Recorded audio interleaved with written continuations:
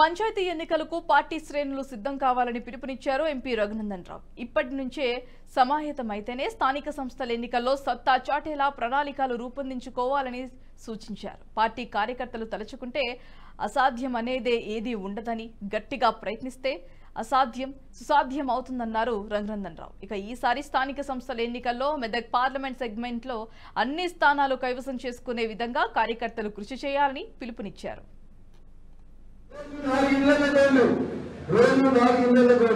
ఇంకా దగ్గర దగ్గర 100 రోజుల కంటే ముందు ఎలక్షన్స్ రావు.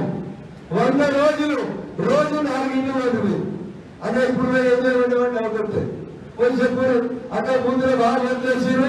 రవీంద్ర మీ పేరు నమస్కారం పెట్టి ఓటేసినందుకు నమస్కారం పెట్టి కృతజ్ఞత చెప్పిన చెప్పు. సాధారణ పార్టీల స్పీడ్ పెట్టేవారి సాధారణ అంటే చాలా బాగా ఓట్లేసిన ఓటుతో పాటు నాకు నోటించి ఆశీర్వదించాలని అడుగుతుంది. అంటే రోజు పొద్దుగాల సాయంత్రం 2 ఇళ్ళు తిరుగుతుంది.